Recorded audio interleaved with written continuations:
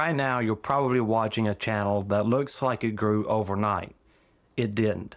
Every overnight success channel you've ever seen had a long stretch where almost nobody was watching. And the only thing that got them through it was the same thing that gets you through anything hard: discipline. I'm building this channel from zero in public, and I want to be honest about what that actually takes. Because most of what you'll find about growing on YouTube skips the part that actually matters. Everything I share is based on my own experience. Take what works for you and adapt it to your situation. Every growth guide will tell you the same things. Pick one clear topic, make fewer videos, but better ones. Focus on watch time over upload count. All true. None of it is the hard part. I've read maybe a dozen how to grow on YouTube in 2026 articles over the past month. They all say some version of the same three things: quality over quantity, one clear niche, consistency over virality.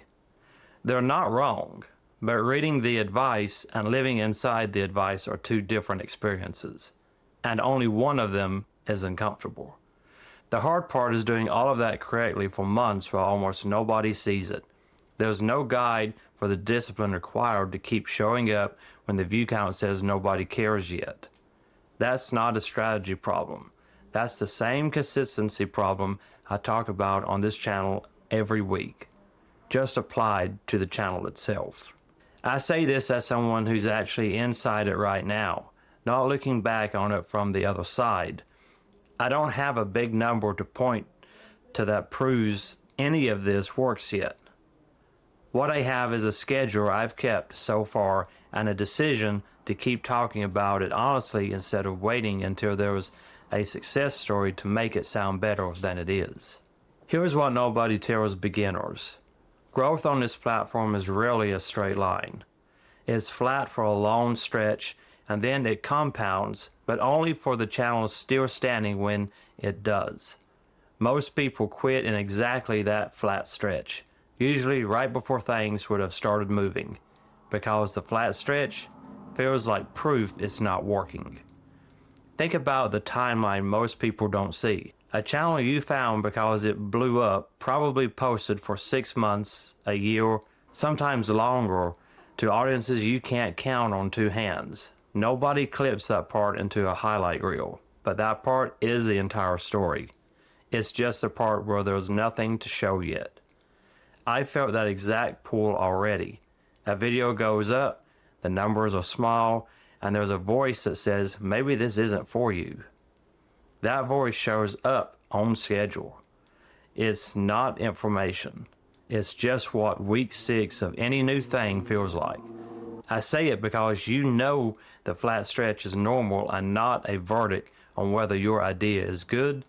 You're far less likely to quit exactly 1 week before it would have mattered. I can't control the algorithm. I can't control whether a video takes off or whether it sits at 200 views for a month. Chasing that is a losing game, and I'm not playing it. What I can control is narrower and more boring. Showing up on the same schedule, staying inside one clear topic instead of chasing whatever's trending that week, and being honest instead of hyping something up to get a click. That's it. That's the whole strategy on my end. Everything else is out of my hands, so I stopped spending energy on it. Early on, I caught myself checking view counts every few hours like it would change if I refreshed enough. It doesn't, and the habit was just anxiety wearing a productivity costume. I deleted the shortcut off my home screen, not because numbers don't matter, but because checking them 10 times a day was doing nothing except making the flat stretch feel worse. This is the same idea I use for a workout or a writing habit, applied to a channel. I treat every video like a rep, not a lottery ticket. A rep doesn't need to go viral to count. It just needs to happen, on schedule, so that the next one can happen too. On weeks where the well feels dry, the floor is still one video. even if it's a short one, even if it's not my best work. A quiet week still counts as a week I showed up. That's the whole game right now. Keep the streak alive long enough for the slow part to turn into the compounding part.